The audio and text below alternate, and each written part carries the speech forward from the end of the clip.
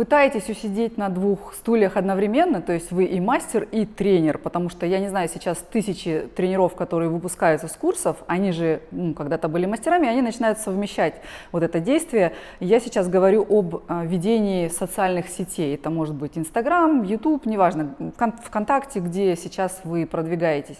И вот мы сегодня с Аленой Воиновой, это наш амбассадор, прекрасный мастер, потрясающая красивая девушка, она ведет Инстаграм только как клиентский мастер, да, а я, получается, только как тренер. И мы обсудим и придем к решению. Как правильно? То есть можно и нужно ли совмещать две вот эти профессии в одном аккаунте, то есть типа и тренерский контент, и мастерской контент, клиентский контент, так скажем. Или нужно разделить и быть узкими, вот как Алена. Она ведет только клиентскую страничку, да? И я не знаю, Ален, откуда у тебя столько вкуса? Как ты набралась вот этого, что такая красивая у тебя, визуал такой красивый? И почему ты ведешь только клиентский? Ты же немножко учишь все равно, да?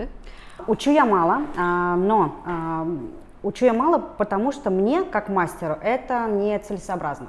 Учитывая, что я хочу вложить в своего ученика достаточно много информации, я посчитала, сколько мне минимум понадобится времени, сколько клиентов, опять же таки, сколько я энергии потрачу на то, чтобы их собрать, эту клиентскую базу, на учеников именно, не на клиентов. Это переходя к тому, почему я очень много внимания уделяю эстетике, Визуалу, да, красоте. Ну, во-первых, наверное, потому что, чтобы быть другой, мне, наверное, нужно заново родиться, да, я по-другому не могу. То есть у меня во всем, там, начиная там, от, возможно, одежды, от интерьера, и у меня везде цепляет именно какой-то, мне нужно, чтобы меня окружала эстетика, вкус и так далее. И я не могу себе позволить, чтобы у меня страница была не соответствующей. То есть ты, получается, человек с высоким вкусом, привлекаешь своей страницей тоже тех людей, которые тоже хотят вот так эстетично, красиво. А это очень цепляет. Я, например, признаюсь честно, я тот человек, которого можно купить на фантике, на самом деле. Я сначала посмотрю обложечку, упаковочку, я куплю конфетку, что она классно выглядит, потом я ее распробую, и другой вариант, я куплю ее заново или не куплю. И также мои клиенты, они увидят красивую упаковочку, они ко мне возвращаются, то есть я бы не смогла, сколько получается, более 7 лет работать, почти 8 лет круговорот клиентов, если бы я сделала плохо. И получается, что ты, если бы учила, ты должна была бы контент создавать, Конечно. Соответственно, на своей странице, Конечно, посвященный обучению. Да, это вообще другая. То есть визуал для клиентов это один, визуал для мастеров это другой. И совмещать их это практически невозможно. Получается, мы два мастера. Я мастер, который заточен на обучение, уже много лет у меня контент посвящен только обучению. У меня, в принципе, нету клиентов. Они иногда там какие-то модели следят, продолжают за мной, или там, не знаю, просто любопытствующие, но основной контингент у меня это мастера, которые пришли на обучение. А у тебя, получается, клиенты. И вот то, что я часто наблюдаю, мастера, которые несколько лет работали клиентами, заскучали, или, может быть, там достигли какого-то потолка, или просто смотрят, вон там Маша зарабатывает до хрена денег, мотается по всяким странным городам, они начинают хотеть стать тренерами, чтобы больше зарабатывать. И они начинают вот в этом же клиентском, я думаю, боже, ну какой тупизм, в этом же клиентском аккаунте, где у них сидят там несколько тысяч, возможно, условно мертвых душ для будущего, потому что это клиенты, а обычно клиенты, как они делают раз в 1,5 года процедуры, потом про тебя забывают. И возвращаются, когда у них побледнело уже. То есть они не смотрят постоянно.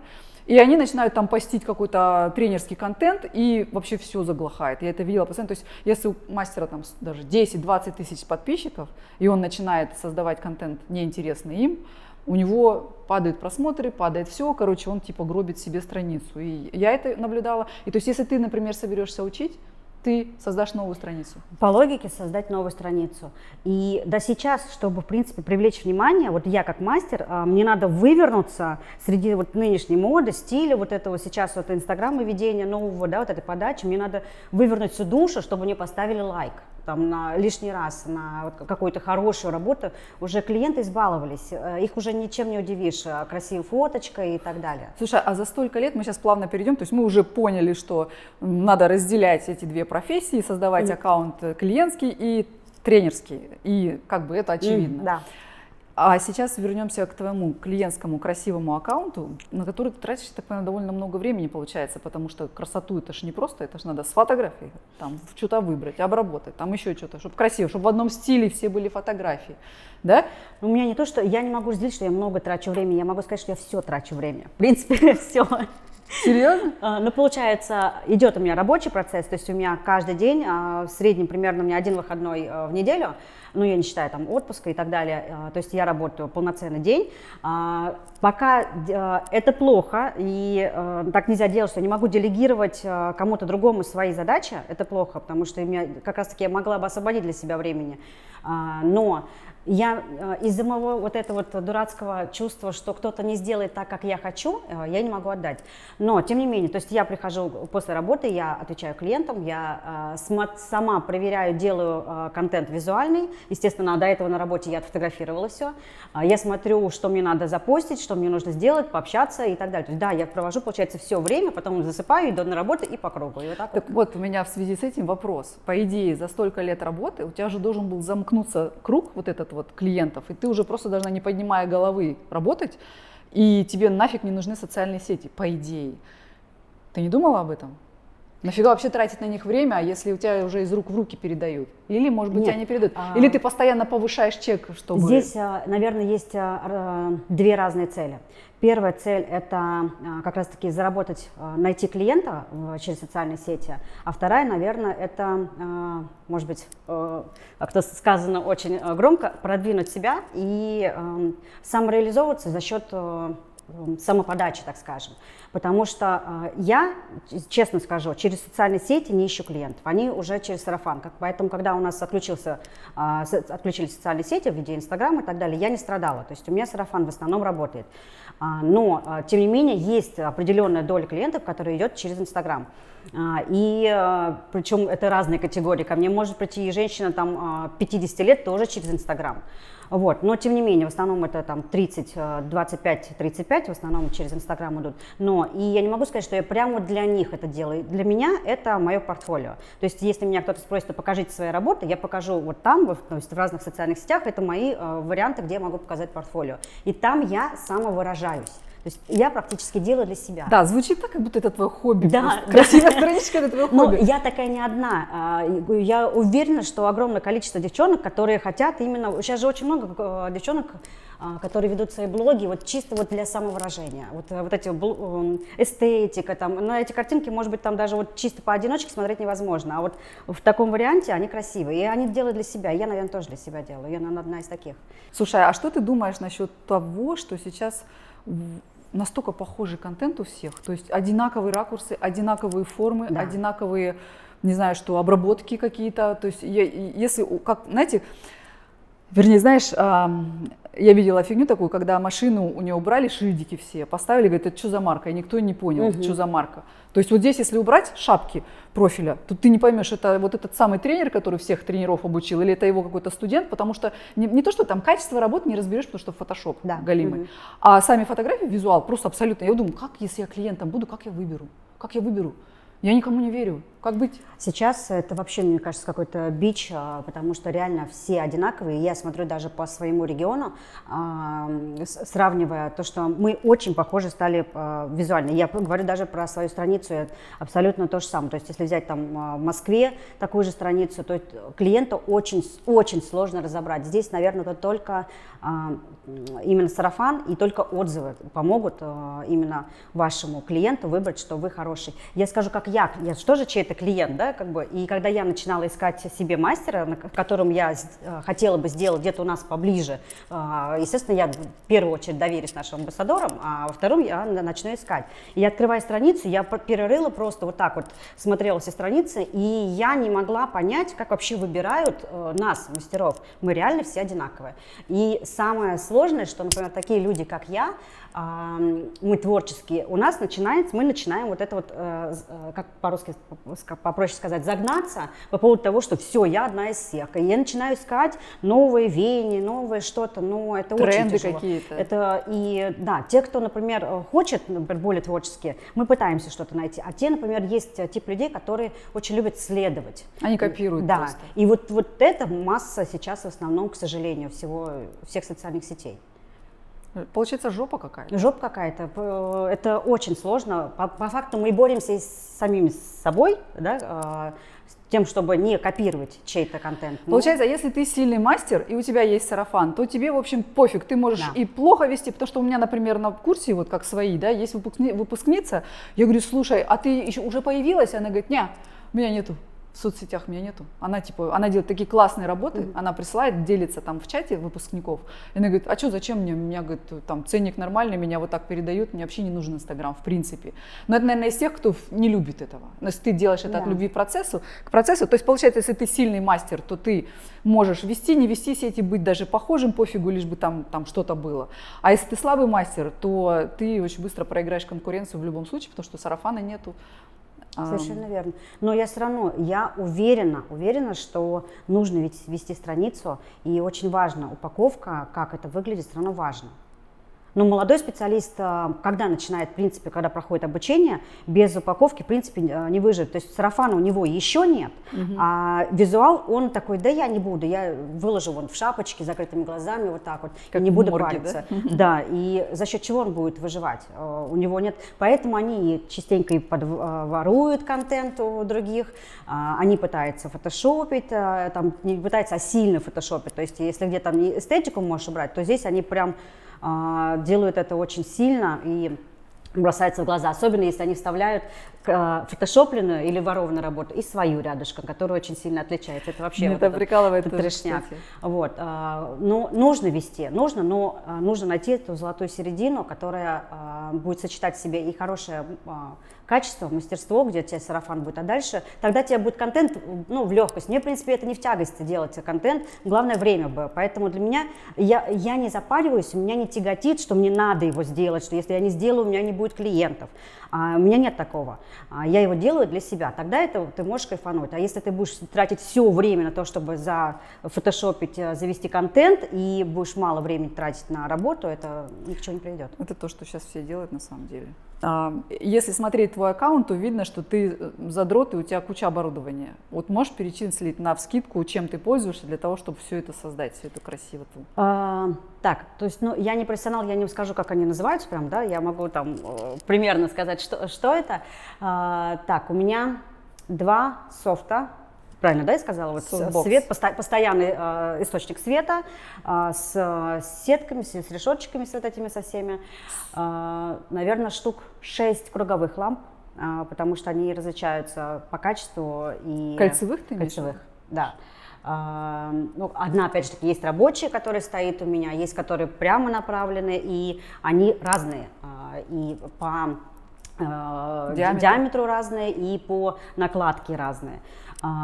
Луп, наверное, линз вот этих вот. У меня, я перепробовала, ну, у меня там десяток точно лежит, у меня прям разложено вот так, но пользуюсь я 2.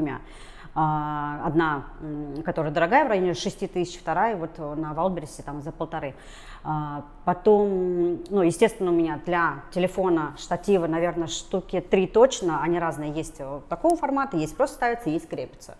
Лампы отдельные, которые у меня световые источники, есть надувной источник света. Это то, что я сейчас только вспомнила. Это ты просто накупала, пробовала, а пользуешься всем этим все равно? Или что-то нет, вот там? Вообще нет. Есть такая вещь, которую я вообще думаю, господи, ну и дура, нафига мне это надо?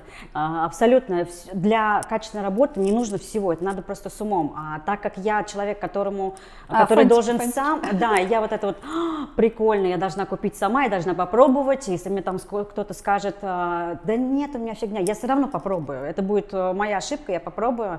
Ну, вообще, конечно же, в идеале, чтобы посмотреть сначала и потом уже покупать, а я сначала куплю. Вот потом... мы в этом с тобой, получается, вообще противоположности. У тебя там вот так телефон максимум к окну подойти, и главное, чтобы там было. Не, у меня тоже есть все оборудование, но очень часто не получается, нету времени, надо быстро снять, там даже напудриться нету времени, а то идея уйдет или еще что-нибудь. А получается, когда клиентский контент, ты там подумаешь. А есть такое, смотри, вот ты знаешь, есть световые схемы, да, для портретов. Вот я, например, сейчас поняла тоже этот прикол. Вот сидит у меня клиентка, и у нее вот такая ряха. Ее же можно сфотографировать так, что этого видно не будет. То есть я такая, по инерции студентка моя сидит, и она ей пихает там эту лампу, не лампу, а отражатель снизу. Подсветила этот зоб, я говорю, ты что делаешь? Давай сделаем вот этот цвет бабочка, который вот здесь тень создает, и у нее вот такое лицо точеное получается. Он такой, о, типа вот как можно было. Ты много портретов выставляешь, разрешают? Ты вот так балуешься, потому что лицо можно очень сильно изменить. Вот благодаря свету. Есть, опять же таки, первое, есть клиенты, в чем плохо, например, если мы говорим, например, про контент осознанный для обучения, то, скорее всего, это будут одни модели, одни красивые девочки, которые, естественно, идут на то, чтобы их красиво сделали фотографии. Те, кто работает, как я, у нас на самом деле фотографировать не то, чтобы можно, не то чтобы хочется, но все равно не всех я могу фотографировать. Первая категория – это людей, которых в принципе нельзя фотографировать, потому что они занимают определенную должность, им нельзя светиться в социальных сетях и так далее, то есть они сразу отпадают. Вот. В основном девчонки молоденькие, они сами хотят, чтобы я их отфотографировала и, конечно же, эстетику где-то убрала, потому что они потом мне пишут: Алена, скинь мне фотографии, я хочу поставить на себе на социальные сети. Вот. Ну и третьим, в принципе, им как бы все равно фотографирую там хоть как. И они там некоторые вообще не сидят, им все равно, как я сфотографирую. Классно, это вывод неочевидный. Нужно вести социальные сети и работать над визуалом для того, чтобы люди воспринимали шанс сфотографированной, выставленной. Эту тему я из визажа, когда занималась макияжем, я еще уловила, потому что тогда ко мне приходили на макияж, я вам скажу историю, так кратко, девочка, привет, если она поймет, конечно, она планировала выйти замуж, и, естественно, запланировала визаж, свадьба отменилась, она пришла на макияж все равно, потому что она хотела в этот день быть красивой и сделать фотографию. Периодически у меня ходили клиентки, которые просто хотели сделать фотографию на аватарочку. Я их накрашу, я их сфоткаю, до свидания. И здесь то же самое. У меня есть девочка, которая перманент сделала перед тем, как сделать фото на паспорт. Слушай, по-моему, ты писала в чате, что некоторые обижаются, а что ты меня не выставила, я что, плохо получилось? Да, есть такой. Смысл в том, что самая моя большая проблема, как мастера, который не делегирует работу, то, что я не успеваю. На самом деле я понимаю, что я нифига не успеваю. И я столько могла бы классного контента напилить даже со своих обычных клиенток, но я как представлю, что в течение дня я должна поставить свет, я должна убрать свет, я должна сделать, потом я должна обработать. А опять же таки, почему я чаще всего не доверяю обрабатывать? Потому что это чересчур замылено и так далее. Здесь я точечку уберу, а там мне все переделывают, грубо говоря. Поэтому я не люблю отдавать кому-то, как я чувствую, как я вижу, достаточно мне сложно найти. Вот. И я могу, например, сфотографировать, и потом, девочка видит, что я фотографировала ее, а я потом посмотрю на фотки, а там вот это все размыленное, там вот девочка лежит кривенькая, косенькая, это не будет никому приятно, поэтому я ее не буду выкладывать, чтобы не из-за того, что она как-то там плохо или я там плохо сделала, а из-за того, что это зачем? Как бы выкладывать такое, когда там полусмазанное, но некрасивое фото. Так, вчера Саша, я была у Саши нашей Кузнецовой, она делала процедуру, девочки к ней приезжали учиться, вот это наши там волоски, да, и она как раз рассказывала, она говорит, вот она уже достигла мастерства такого, что у нее там часто коррекция вообще не нужна. Все идеально заживает. Она говорит, вот я эти фотки пощу, хвастаюсь, вот типа, смотрите, как зажило, круто, круто, круто. И несмотря на это, Саша же с нами проработала 12 лет, она просто машина. И она очень качественно общается с клиентами, она доносит им все, как заживет, почему, там кожа отторгает, вот это вот все. И она говорит, все равно был недавно конфликт о том, что особенно, она говорит, это так и есть, с теми людьми, которые на эту дорогую процедуру накопили. Или прям с трудом нашли деньги. То есть они хотят все до последней волосиночки, чтобы прижилось. Вообще они вроде понимают, но не принимают, что может там кожа вытолкнуть, мало остатка и все такое. И мы с ней о чем вчера говорили? О том, что круто все равно, и даже плохие результаты показывают. Но этого же никто не показывает. То есть А вот смотрите, вот такой остаток получился, вот такой там не 70-80%, а там 10-15 и проплешины. А может, ну всякое же бывает, ты же понимаешь, как опытный мастер, что это бывает. А люди привыкли к тому, что в соцсетях транслируется только красивая красота. Вот ты говоришь, даже там клиентка какая-нибудь не так лежит, бочком там или жирненькая, или там, с усами, и ты уже все.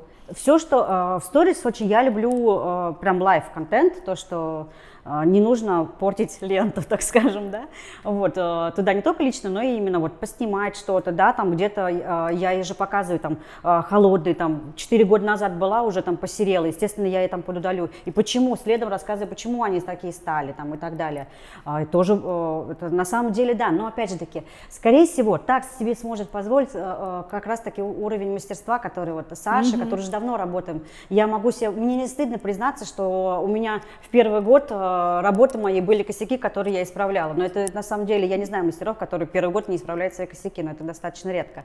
Вот. Я знаю много мастеров, которые до сих пор их исправляют, а что такого? Ну, да, то есть мы все люди, и бывает, и кожа бывает сложная, и бывают ситуации, в которые мы не справляемся. Вариант в том, что признаем ли мы эти ошибки, или мы утверждаем, что мы самые крутые мастера, да? Вот, поэтому это может, этого уровня дзен может достигнуть, мне кажется, только мастер, который прошел первые, когда годы.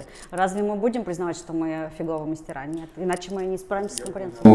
Алена, знаешь, что для нее? Для нее она коллекционирует красоту и упаковывает это в свой аккаунт. И там, где коллекционная красота... Не место какой-нибудь там... некрасивой тетки, да? Она рисует картину, и каждая работа это мазок для нее. Ну вот видишь, получается, мы просто с Димой спорим периодически, и в какой-то момент мы с ним вообще такие, заморачиваются ведением соцсетей вот так вот сильно, только мастера, у которых вообще сарафана нету, типа им это надо, иначе они не выживут. А хорошему мастеру вообще типа не всрался этот визуал вообще весь, еще и тратить на него время. И тут пришла ты и поломала нам вообще картину, которую мы себе нарисовали, так знаешь. Да, я действительно не всрался, просто она это делает для себя. От спортивного интереса, так сказать. Да. Подожди, но получается, что ты вынуждена следить за всеми трендами, что-то предвосхищать, смотреть, где там в Европе, в Америке, где там трендсеттеры живут, что-то придумали, чтобы тоже выстрелить, чтобы лайки поставили. Ты не думала, что у тебя зависимо? Я поймала себя в какой-то момент, когда я такая, я пилю контент, причем сложный, то есть это не просто фотка, я, должна думать, сидеть, написать этот там текст, визуал составить или снять какой-то урок, то есть у меня же не фотки, у меня в основном там такая информация более глубокая. И потом выложила, и такая рыбалка началась. И ничего не, я говорю, вы что, уроды, вам что, лайк сложно поставить? Написать как классно, там, вы, взяли, я знаю, взяли, использовали, или написали мне в личку. Я говорю, нахера мне давай полотно в личку, иди, говорю, продублируй. И я поняла в какой-то момент, что у меня какая-то зависимость начала. Я даже напряглась, и я помню, какое-то долгое время вообще забила, ничего не вела, потому что меня начало раздражать, что я кишками наружу для того, чтобы меня какой-то незнакомый человек оценил, вот цыкнув пальчиком. Это же оно? Но сказать, что я вынуждена следить, наверное, я такой человек, который мне нравится. Я, в принципе, всегда следила за чем-то, будь это там, не знаю, коллекция там, сумочек, коллекция там еще чего-то, или как делается мир перманента, да, то есть идея, мне нравится фото, как она, это одна из, я считаю, что это в моей сфере один из аспектов. То есть, что мир перманентного макияжа не просто сделать, это еще правильно подать, упаковать, и, то есть, в общем, в объемных, так скажем, форматах. Вот, и лично я слежу с удовольствием. Но вопрос в том, что от этого можно быть легко стать зависимой и нервишки. Да. Ты выложила, никто не оценил, а ты такая, Выложила свою фотографию, где накрасили, там перышки накинули, там куча лайков. Выложила работу, на которой я пыхтела 2 часа и старалась, там мало лайков, конечно, обидно. Но поэтому пытаешься что-то, мы уже пошутили, да, думали, что, может быть, рядом попочку поставить, рядом с фотографией губ, там, чтобы как-то повысить, завлечь. Но я слышала, один тренер говорил, а что, сисечку покажите, сосочек, мелькните сосочком. Ну вот, к сожалению, пока до этого мы Не Не дошли? доросла? Нет. Нет, я не готова к этому. Поэтому я кручусь, верчусь в том, что контент как-то пытаюсь прощупать. Мне, кстати, иногда любопытно, я смотрю, неплохой мастер, но так дерьмово фоткает, вообще нету никакого понимания композиции, там как-то свет поставить, что-то еще такое, как будто вкуса нету. И я думаю, а как ты можешь лицо менять человека, татуировку делать ему на Вот. лице, если ты не обладаешь вот этим даже пониманием сочетания цветов, там вот это вот. И вот, кстати, вот эта тема, еще раз вернусь к тому вопросу, когда я себе выбирала мастера, почему я смотрю на контент человека. То есть, если человек ведет контент, то он, в принципе, у него есть визуализация того, что я хочу, у нас с ним коннект произойдет. Если чувак там будет из 2000-х с контентом, вот этой шапочкой, вот, который не запаривается, как я ему объясню, что я хочу определенного типа брови, что я хочу эту растушевочку, градиентик, у него немножко другой стиль, он по-другому смотрит. Это, мне кажется, как мужчина и женщина об одной теме, это будем по-разному разговаривать. И вот я ищу себе то, что, с кем я смогу хорошо сконнектиться. Так, окей, кем ты вдохновляешься?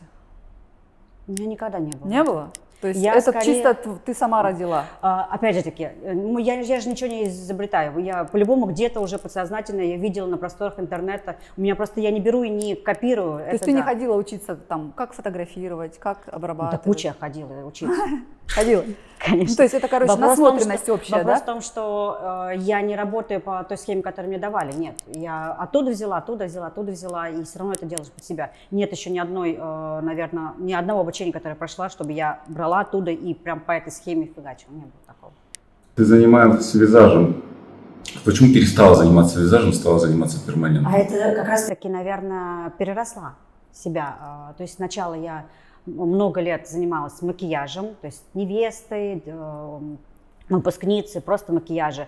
Потом я поняла, что без красивых бровей никакой макияж не смотрится. То есть если брови не оформлены, можно пойти умываться, нет уже никакой эстетики, красоты. Пошла обучаться на архитектуру и окрашивание отдельно, чисто на краску и хну, так, чтобы я смогла во сне рисовать формы. И потом только у меня уже логичное завершение было, чтобы уже идти на перманентный макияж. И как раз-таки это время, когда перманентный макияж стал уже чуть-чуть на слуху. Я сначала себе сделала, и потом повезла это в свой город. Вот и все. У тебя опыт большой визажистом быть до того, как ты стала мастером перманентного макияжа. И вот, честно говоря, у нас здесь в студии мы учили постоянно мастеров. У нас же были медсестры, когда у нас была сеть студий, они вообще, у них руки не то, что они из пяток растут, они вообще ничего не умели. И я приглашала нескольких разных визажистов, причем у них красивое портфолио. И они приходили, показывали, как правильно, что правильно, какая форма, там, как глаз изменить, губы, там не губы, сочетание цветов и все такое. И я смотрю, в итоге у меня сложилось ощущение, что визажист – это человек, который просто он закрасил лицо, сделал белое полотно, а потом нарисовал новое лицо, совершенно не похожее на то, что было часто. То есть вот эти все невесты, вот эти все, вот, знаешь, Агуара Ветисян, вот эти преображения, это просто совершенно не тот человек. То есть с этим жить невозможно, это не жизнеспособная фигня чаще всего. И знаешь, еще что было прикольно? Когда мы придумали такую фигню, сейчас вопрос бы не забыть, мы, короче, придумали такую штуку. Типа, если они не умеют рисовать, медсестры, а все-таки до сих пор в нашей профессии, я дважды сказала, да, 9 из 10 не умеют рисовать. И я не знаю, почему они в этой профессии. Им надо учиться симметрии, формам, там, вот этому всему. И у нас такое было, медсестры не умели рисовать. А что я хотела сказать? Да, мы придумали сделать такой конвейер. То есть у нас визажист, который офигенно, быстро, классно рисует, он умеет, он видит, да. И у нас медсестры, то есть есть же система, когда ты нарисовал там условно брови, веки, еще что-нибудь, поставил там фиксирующие точки, а потом такая села машина, которая не знает, как правильно, она просто закрасила. И я такая, это же гениально. Плюс это разделение, знаешь, как на конвейере. То есть медсестра, умеющая делать саму процедуру, но не умеющая рисовать, она тебя не уйдет, потому что что она там будет делать одна, она не умеет симметрично 2 брови нарисовать. Идея гениальная, но воплотить ее не получилось, потому что все визажисты, которых мы привели, она не смогла, во-первых, на скорость нарисовать, потому что мы такие, тогда тебе на человека там 15 минут должно хватить. А во-вторых, она рисовала такую херню. Потому что это, прям моя мысль. Она просто, эти тени нарисовать какие-то разноцветные, вот эти брови, которые вообще, она там закрасила их, вывела. ну, вот эти перепады на губах какие-то Но безумные. визажисты же, они тоже, ну это же люди, как и среди перманентного макияжа есть те, кто делают там, забивает глух, а те, кто делают очень дымочку. То есть люди же разные, и абсолютно то же самое в макияже. Взять стиль гуар, это как татухи, да, на лице бить. Гуар, чтобы изменить полностью, не узнал. И, например, когда я делала макияжи, у меня приходили клиентки, говорили, мне так не надо, я не хочу, чтобы меня не узнали. Нет, то есть это абсолютно другие разные категории. Кто хочет изменить внешность полностью, кто хочет просто эстетику, красиво, посмотреть на себя с другой стороны, почувствовать немножечко другое. И получается вопрос в том, что ты профессиональный визажист, что из визажа, наверное, ты как бы взяла полезного в перманентный макияж, реально полезно, потому что заштукатурить лицо и нарисовать контуринг, сейчас следующий вопрос будет, что ты думаешь насчет контуринга, тату красками на лице, но не забудем про него. И, ну вот, что реально полезно, потому что... Я же, ну, помимо того, что я мастер и визажист, ну, нельзя сказать в прошлом, я до сих пор иногда балуюсь этим, я же еще тоже и клиент. И, кстати, я поняла, что я езжу на мероприятие, и мне хочется просто сесть вот так вот, кайфовать, и чтобы меня накрасили. И я вам скажу, что 9 из 10 я в первую очередь скажу, смываю не то, что полностью, но брови точно. Что, к сожалению, там на 9 из 10 не умеют рисовать брови, визажисты. Да ничего не умеют рисовать. То есть там тоже идет по шаблону, как и некоторые в перманентном макияже тоже учатся по шаблону. Они не могут мыслить, и в чем помогает мне как визажист, как бывший визажист, в перманентном макияже. Но опять же таки, справедливости ради, не только визажист, я же еще и художник, учитель изобразительного искусства и черчения. Вот без этого я считаю, что это было бы сложно. И это помогало мне в визаже, и визаж помогает мне в перманентном макияже. Работа с лицом и работа с клиентом – это в первую очередь. То есть, когда я начала окрашивать брови, я знала, как подойти к клиенту, я знала, что я могу спокойно нажать, я не боялась его, я могла поэкспериментировать, нарисовать, стереть, еще что-то. Те, у кого нет этого опыта, им тяжелее. Я не говорю, что они не смогут, они просто должны пахать в 10 раз. Они просто более длинный путь придут. Да, то есть если нам дано это уже, то есть я этому обучалась, если уж опять-таки говорить откровенно, с самого детства, потому что лицей искусств, потом художественный университет, потом визаж и так далее, то есть у меня это на протяжении всей моей жизни. А те, у кого этого не было, они должны вот это все если уж они пришли догнать. в эту профессию. Мне, короче, знаешь, что говорят, пишут? Я вот хочу мастером стать, типа, хочу приехать к тебе учиться. Я говорю, вот давай, вот смотри, вот есть у меня инкубатор, клуб, ты туда заходишь, и начиная с основ вот этих вот, где я шарики их учу рисовать, как найти, как построить. Они думают, вот что это ерунда. Он такой, в смысле, я должна это делать? Я говорю, да, ты иначе не найдешь, ты не увидишь, не построишь, и вот это вот все, не нарисуешь. Что-то хотела сказать, знаешь, что? Меня, наверное, 2 раза в жизни визажист красил, дорогой, профессионально, на фотосъемках оба раза. И я сижу, доверилась, вот это сижу, морду подставила, она все сделала, как считала нужным. И я смотрю и думаю, короче, вот так глазик в отрыве красивенький, а вот так на моем лице поросячий какой-то, вот эти тени классические. Я думаю, ты как? В итоге что я делаю? Ничего. Я просто напудрюсь и все. И вот эти визажисты все, они, по-моему, бездарные бездарности, короче. Ну, вот. Что я хотела сказать? Есть талантливые, есть очень хорошие визажисты, а есть те, которые не смогут и вариант межреснички прорисовать. Поэтому в каждой, мне кажется, сфере есть люди. Во всех профессиях. Во всех, да. Единицы крутые, классные, а остальные почему-то там оказались и тренироваться не хотят. Возвращаемся к вот этим вещам, которые делают, меняя лицо. То есть вот если мое лицо, например, взять и запудрить, замазать тоналкой, я так делала как-то, оно у меня такое, вот так как бы разворачивается, становится такое широкое, белое, я как гейша становлюсь, да. То есть и получается потом что делают? Там какие-то вот эти вот что-то, да, вот скулы прорисовали, нос вот такой широкий меняют на вот такой тонкий, визуально он становится, глаза, короче. Я такая, ничего себе, как можно лицо изменить. И есть уникумы, которые делают это с лицами. Что ты на эту тему думаешь? Расскажи. Это трэш. Ты поняла, да? То есть это черненьким вот здесь вот коричневеньким нос сузить.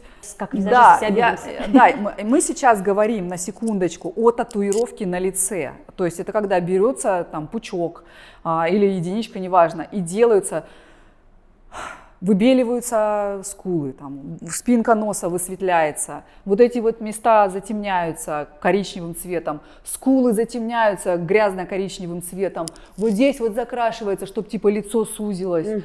И это делают мастера, ну типа с именем опытные, если там судить о годах в этой работе. Что ты думаешь вообще на эту тему? Мне вообще, честно, вот эти кирпичные вот эти все вещи на лице я сложно понимаю. И, видимо, я видела некачественные вещи. Я потому что смотрю на знаменитостей, ну, красиво накрашено. Красиво же, красиво, как персик, все такая точеная, скульптурная. Чтобы это зафиксировать, это на всю жизнь зафиксировать. Нет, это вообще... Не хотела бы заработать много денег Нет. на этом? Ты же моя совесть не позволила. идеальное сочетание. Нет, моя совесть не позволит сделать себе такое, а все, что я не сделала себе, я не сделала своему клиенту. Поэтому это должна быть четкая граница. Декоративная косметика и возможности перманентного макияжа. Здесь мы должны... Все, что бы мы не хотели придумать, привнести, облегчить жизнь, нарисовать тени, нарисовать румяна, скульптурирование. Нет, у нас должны быть границы, мы должны понимать, к чему это приведет. Вот я не буду, я думаю, рассказывать, углубляться по поводу того, как кожа заживает и что это потом происходит, и что это должно быть настолько идеальная кожа, настолько ровный тон. Ну, сколько у нас таких людей, к сожалению, у кого просто идеальная... зачем им тогда это делать? Да, другой вопрос. Извините, Им уже реально, тогда это отпадает. Они прекрасные персики. Да. Просто это, получается, не экологичные мастера начинают зарабатывать на клиентах, которые не очень соображают, они не понимают, что это из кожи не убрать, что это будет пятнами, будет изменение цвета. К сожалению, некоторые, сейчас столько много молодых специалистов, которые вообще в принципе не понимают, либо еще не допоняли полностью вообще специфики, как заживать. Некоторые даже не знают, почему сереют. То есть они думают, что это чисто пигмент. Вот взял и завтра посерел. То есть я же хорошо делаю, я же не заглубляюсь. Сколько у нас в группе было таких? Я же не заглубляюсь. Я все сделаю классно. Но это путание, поэтому путание. они недопонимают последствий, к чему это приведет. Попался мне чувак, он то ли китаец, то ли вьетнамец, ну такой азиат, такой весь, как будто только что с подиума слез, красивый, в пиджаке, и он вот так вот, как маэстро, вот так что-то рисует, там что-то там нитками. Да, что он, мне кажется, иногда это поражает. Они думают, что это производит впечатление, когда вот эти прикладывают все вот эти вот полосочки, там все замерят. И потом я такая, опа, он это нарисовал, а потом сидит какая-то женщина, и за него вот это все сделала процедуру. Я говорю, это же гениально, потому что я же тоже художник, я не могу, я страдаю, когда делаю процедуру, мне скучно, мне хочется быстрее. И если бы я вот нарисовала, а воплотил в кожу, внес кто-то другой, ой, я была бы эффективная, мне надо такого вот какого-то типа литературной рабы, а здесь получается... Но для этого надо быть довольным тем, кто это будет делать, кто заштрихует красиво. Ну, мне кажется, это самое простое у нас, на самом деле. Потому что штриховать, это, знаешь, как медведя можно на велосипеде научить ездить, так и чисто штриховать можно научить качественно. А вот видеть, как украсить, щупать, ну, это же опыт. То есть смотри, если я говорю, от сель до сель должен быть градиент, ты делаешь вот так, по такой-то схеме, вот там, я могу даже подойти поправить, если там он потерял А это тупик мастеров, которые зарабатывают себе имя. Например, то есть... Я понимаю, что мои клиенты идут, вот мне там звонят, пишут, мне надо к Алене Воиновой. И я им даже буду говорить, что у меня есть другой мастер, они идут на Алену Воинову. Не рассказывай мне сказки, потому что я, когда была уже очень распиаренным мастером, очень дорогим, я такая, да мои клиенты дорогие не пойдут. И мы взяли мою подружку, она доктор была, я ее обучила, она была в 58 раз хуже меня. И знаешь, в чем прикол? Еще из моих клиентов нашлись те, кому ее больше нравится стиль ее квадраты вот эти вот, которые она рисовала. Ну, значит, я просто ты просто не умеешь продавать, понимаешь? Потому что когда Дима сел и звонит клиент и говорит, я хочу только к ней, я смотрю за ней уже долго, в итоге через 10 минут он записывается спокойно. Я говорю, в смысле, вот так меня любили? В смысле? Это все, это опять к тому, что ты... Я согласна, я не умею продавать вообще. Тут можно, кстати, сделать отдельный подкаст про то, что делегировать надо, Алена, ёпта. Ты что, прикалываешься, что ли? Делегировать все. Возможно, я была намного богаче, если бы я умела делегировать и умела продавать. Но я не умею ни того, ни другого. Ты должна найти того, кто умеет продавать, Ты должна найти того, кто умеет делать Опять же фотографии. таки, чтобы продавать, увеличивать, ну, я имею в виду, что мне продавать? Если сейчас у меня полная запись, например, тогда мне надо искать Подожди, другого а зачем, человека. что значит полная запись? Насколько у тебя запись? На месяц. В смысле, у тебя должно быть на завтра окно, в которое я Я могу не могу. записаться. Как можно Ты вообще работать меня не 7 любишь и лет? не уважаешь, слышишь? У тебя должны быть окна. Я знаю, я всегда в голове держу, когда мне Дима говорил о том, что там вот каждую там следующую неделю у тебя отсекается столько процентов. То есть я все это в голове держу. Но 7 лет я работаю на месяц-полтора, 7 лет. И если у меня нет записи через месяц, я уже, что происходит? А знаешь, как страшно? Я же это проходила. У нас же было это в начале, когда у меня забилось, там, например, на месяц. Я чувствую себя комфортно, защищенно, потому что денежки, они ко мне придут, я уверена в этом.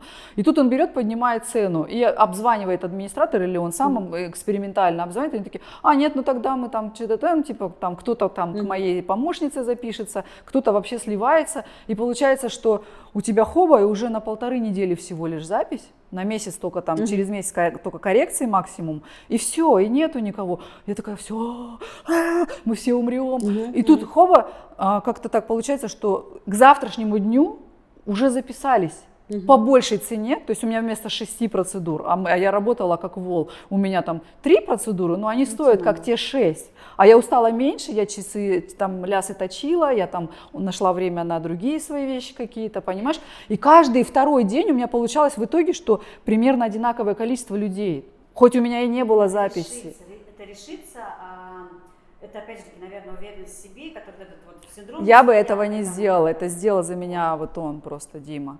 Я бы серьезно, я бы так же, как все. У меня Юля вот Константинова, которая, я помню, моим эталоном была, у нее запись была чуть ли не на 3 или 4 месяца вперед. И она, знаешь, как они звонок принимает, она такая, что-то, да, я вас поставила на там. Через 3 месяца вы будете, следите за окнами.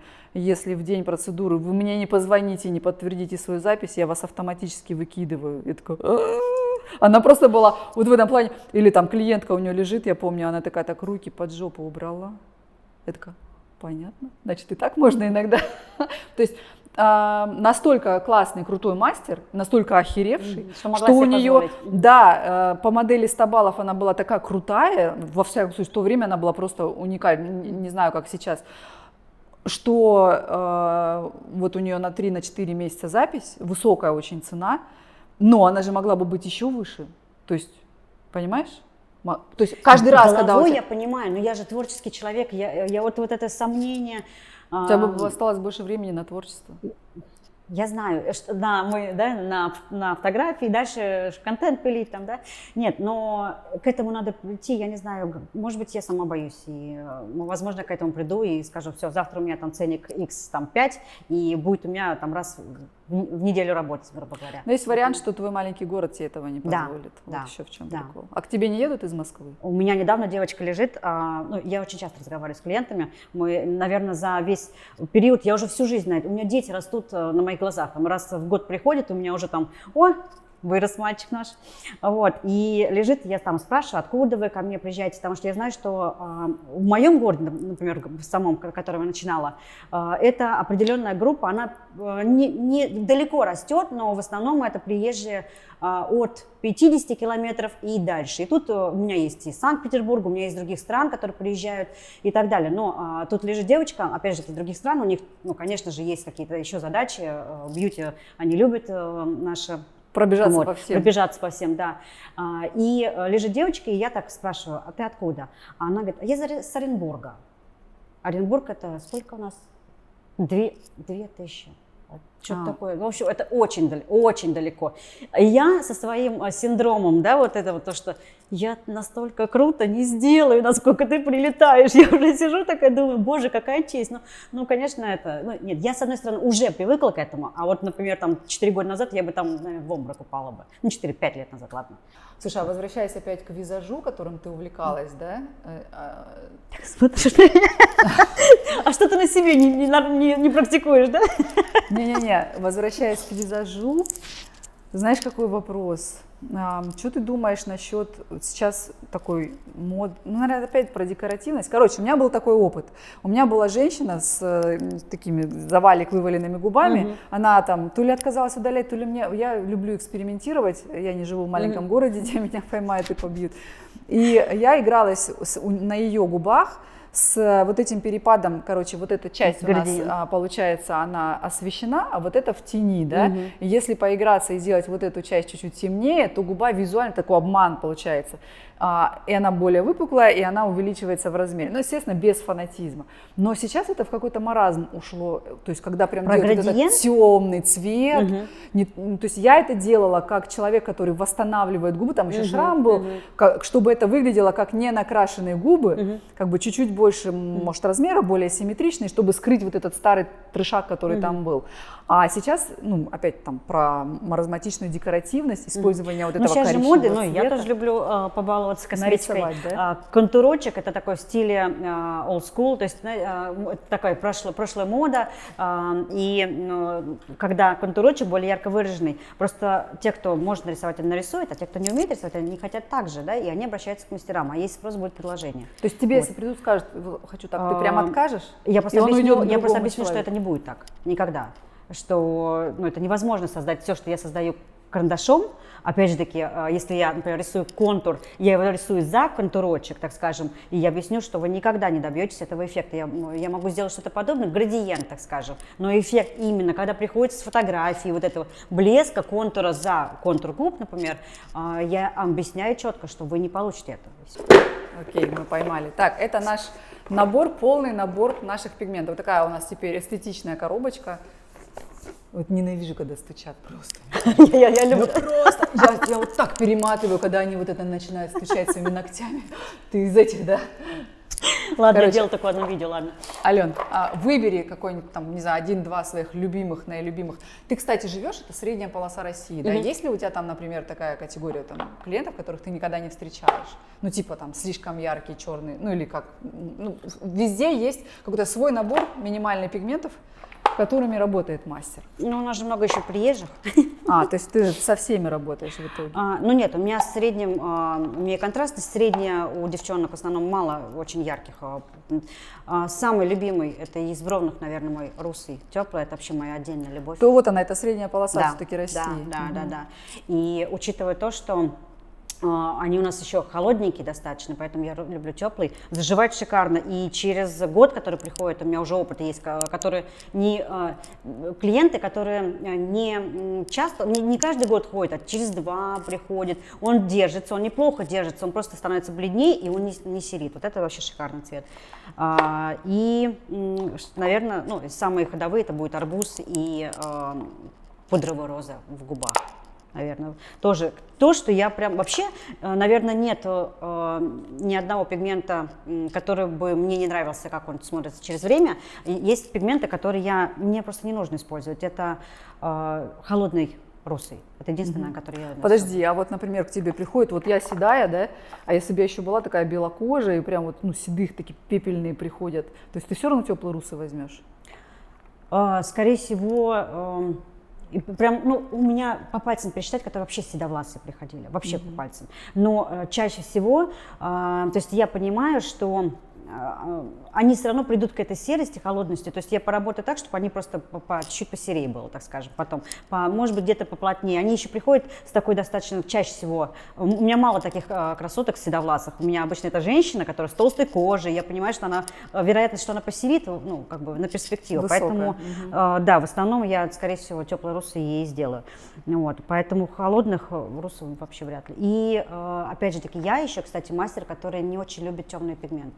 Я могу сделать рус теплым русом девочки, которая достаточно насыщенная, просто взять поплотнее и на градиенте. Могу добавить на коррекции, уплотнить еще что-то, но каштаном, например, но брюнетом, раньше миксовала русый теплый и брюнет, потом проанализировала. В общем, смысл в том, что чистый брюнет, теплый либо нейтральный никогда не беру, вообще никогда. То есть у меня в основном все светлое. Спроси, работает с гибридами или минералами? Чем предпочитаешь работать? Гибридами. А минералы вообще пробовала? Пробовала, но не мое. У меня легкая рука. Смысл в том, что я на гибриды, мне кажется, у нас вообще суперские, у нас суперские гибриды, потому что смысл в том, что я могу пигментами создать вуаль, легкую дымку, которая хотите через год сойдет, ради бога. Либо создать так, чтобы особенно это у кого полброви нет, хвостика. Я не могу минералами создать эффект, соединить цвет вот этого куска и лысины. Поэтому я могу и так поработать, и так поработать. Главное уметь поработать. Ну, я соглашусь, минералы я бы рекомендовала тем, кто только начинает, ошибается по форме, возможно, будет свою работу удалять. Что еще? Возможно, совершенно точно знает, что этот клиент хочет попробовать, он не уверен, и, может быть, или будет удалять. То, что я не учила бы на гибридах, это точно. Либо я делала памятку обязательно. Ну, то есть я-то базу вообще не обучаю, начнем с того, что у меня только повышение, да, и как бы я уже подсознательно должна понимать, понимаю, что они уже работают, они должны понимать, что, кстати, что чаще всего не так. Чаще всего приходят на повышение вообще нулевые, просто нулевые. И ты сидишь с ними, как будто учишь базе, и в шоке, на самом деле. Это возвращаясь к обучению. Ну вот, на гибридах, да, я бы не учила бы, потому что ко мне приходит очень много новичков, точнее, клиенты новичков на гибридах, и удалить их очень сложно. Да, либо невозможно.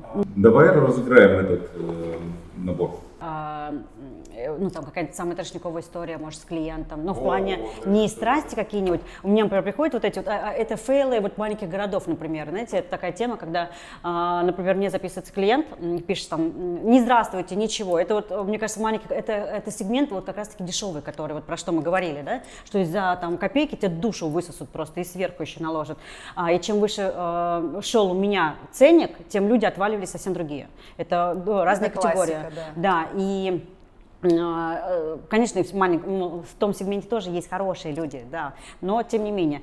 Короче говоря, пишет, например, записывается ближе к тому сегменту человек, не здравствуйте, ничего, брови делаете, ты стараешься, там, здравствуйте, да, что вас интересует, там, цена, там, говоришь цену, тебе в ответ просто, твои краски столько не стоят.